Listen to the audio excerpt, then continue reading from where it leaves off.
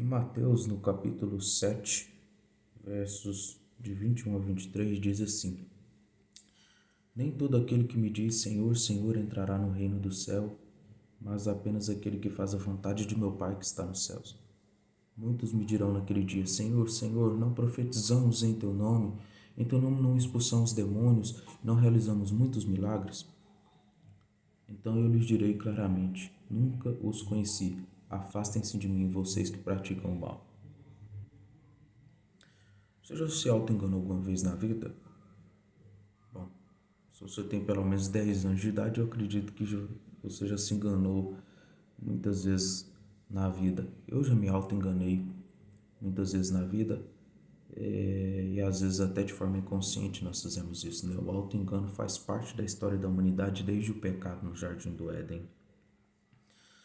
A palavra de Deus nos fala sobre o auto-engano. Eu gostaria de ler aqui em Tiago 1:22, diz o seguinte: Não se limitem, porém, a ouvir a palavra, ponham-na em prática, do contrário, só enganarão a si mesmos. Aqui em Gálatas 6:3 diz assim, ó, se alguém se considera alguma coisa não sendo nada, engana-se a si mesmo. Em 2 Coríntios 13:5 diz: Examinem a si mesmos, verifiquem se estão praticando o que afirmam crer, assim poderão ser aprovados. Certamente sabem que Jesus Cristo está entre vocês, do contrário, já foram reprovados. Irmãos, nós vivemos um período da história da igreja cristã muito difícil no século XXI, porque o secularismo invadiu as portas das nossas igrejas e transformou a maior parte dos cristãos em meros frequentadores de igreja, né? Eu não sei se vocês já viram, mas existe uma frase muito interessante, eu não sei bem qual o autor da frase, quem é o autor. Ela diz o seguinte, pode ser encontrado na internet facilmente. Diz assim: você pode ter sido batizado na igreja, criado na igreja, servido na igreja. Pode ser que tenha se casado na igreja, morrido na igreja, ter sido velado na igreja e ainda assim acordar no inferno, caso esteja meramente na igreja e não em Cristo. Nós precisamos pensar sobre a essência do que nos leva a fazer o que fazemos, do que nos leva a louvar ao Senhor, a adorar ao Senhor, a cumprir os rituais religiosos que a igreja nos propõe, que as igrejas nos propõem, né?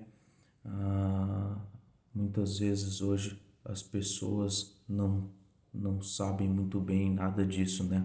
São grandes especialistas em música gospel, conhecem muito bem de êxtase, de emoção, são grandes espectadores do que acontece no universo gospel, mas não entendem nada do que a palavra de Deus fala, muitas vezes não entendem muito bem as razões, as causas que os inspiram, não conhecem muito bem o próprio Deus que eles dizem adorar.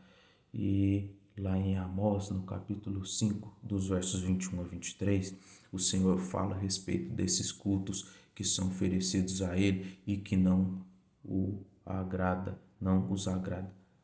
ao Senhor, tá certo? Lá diz o seguinte: eu odeio e desprezo as suas festas religiosas, não suporto as suas assembleias solenes.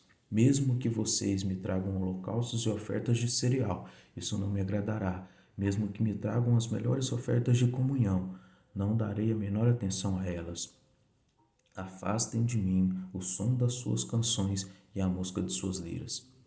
A gente precisa entender qual é a essência, qual é o significado, qual é a razão do que nos leva a fazer o que fazemos.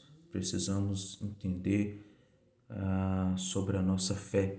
Que fé é essa que nós dizemos ter? Que Deus é esse? Quem é esse Deus que nós dizemos que adoramos? Quem é esse Deus a quem nós louvamos, a quem nós prestamos culto? Não é mesmo?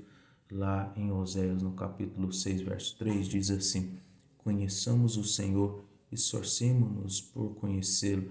Tão certo como o nosso sol ele aparecerá, virá para nós como as chuvas de inverno, como as chuvas de primavera que regam a terra. Nós precisamos conhecer ao Senhor, precisamos conhecer a palavra do Senhor, precisamos entender a essência, a razão, o significado do nosso culto a Deus, de tudo aquilo que nós fazemos para o Senhor, não é mesmo? A gente não pode simplesmente fazer por fazer.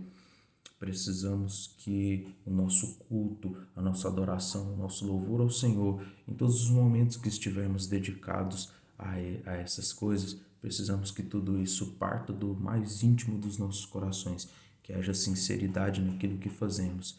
Precisamos entender melhor a essência da nossa própria fé. Pensemos sobre isso.